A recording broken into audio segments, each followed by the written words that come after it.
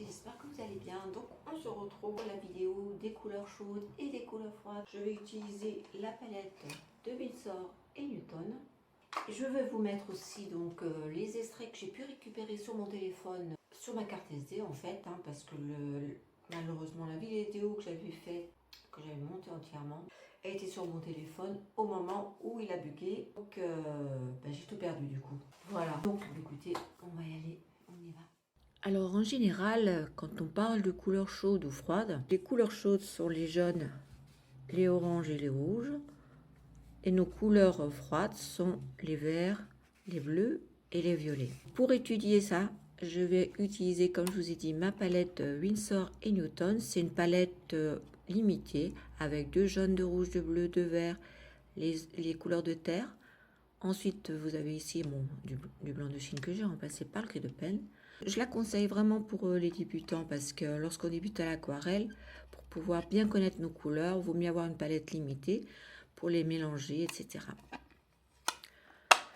Donc, dans un premier temps, on va comparer deux couleurs, par exemple de jaune, de rouge, de bleu, de vert, etc. pour savoir quelle est la couleur qui est la plus chaude et pourquoi. Ici, nous avons notre jaune de citron. Ensuite, ici, nous avons notre jaune de cadmium. Mon jaune de citron, lui, il tend plus vers notre vert, alors que notre jaune de cadmium tend plus vers le rouge.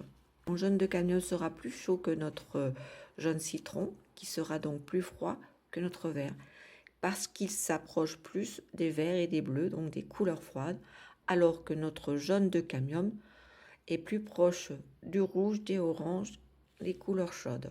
Maintenant, comparons notre rouge de cadmium avec notre rouge alizarine.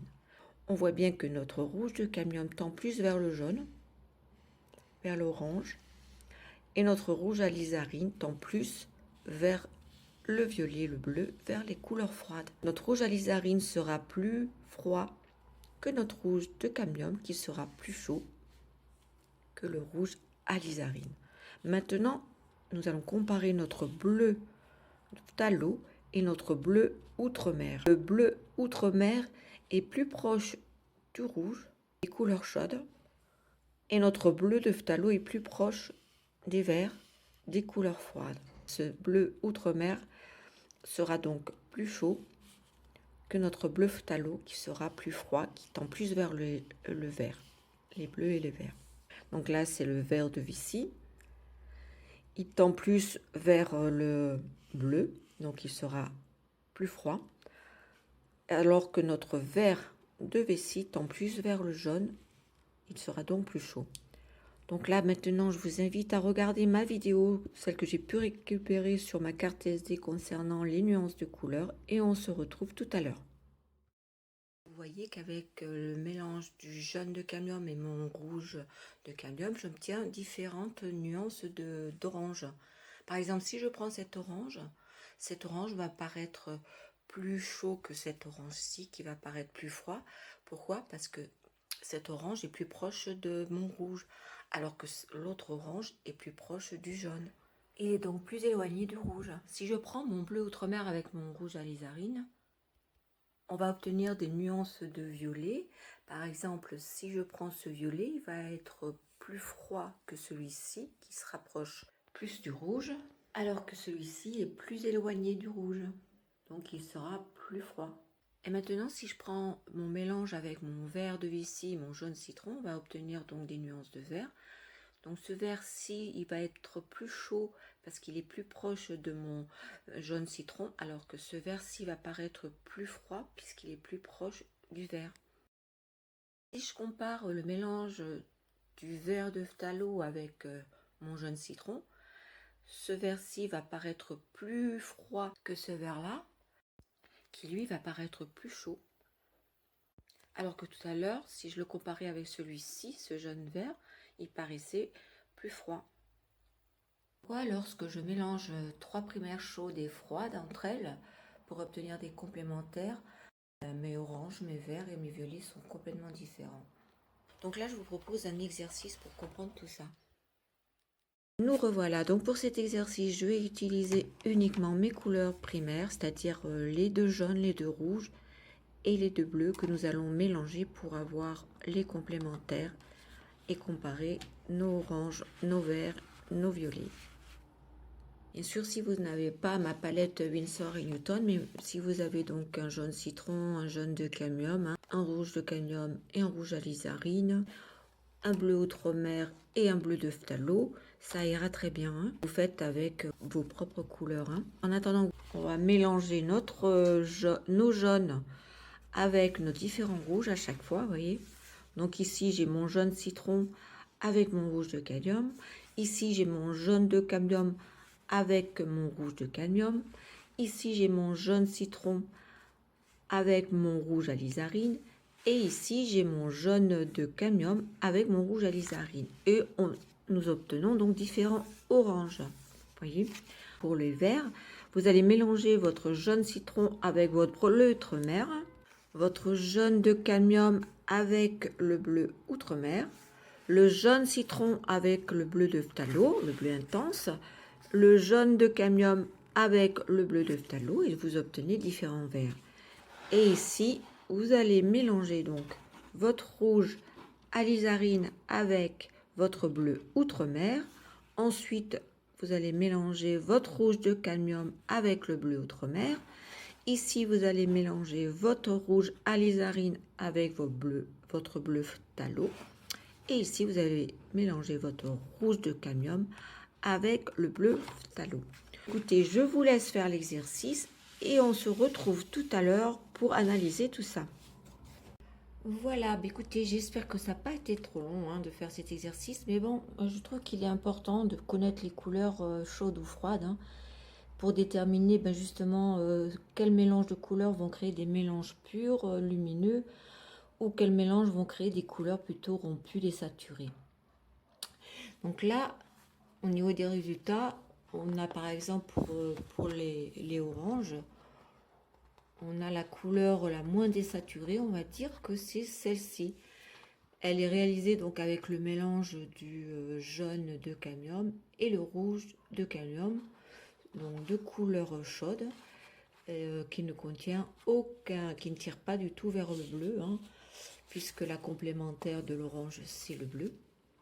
Ensuite, nous avons la couleur la plus désaturée, on va dire que c'est celle-ci, puisque le jaune citron tend plus vers le vert, les couleurs froides, et le rouge de cadmium tend plus vers les bleus, une couleur froide.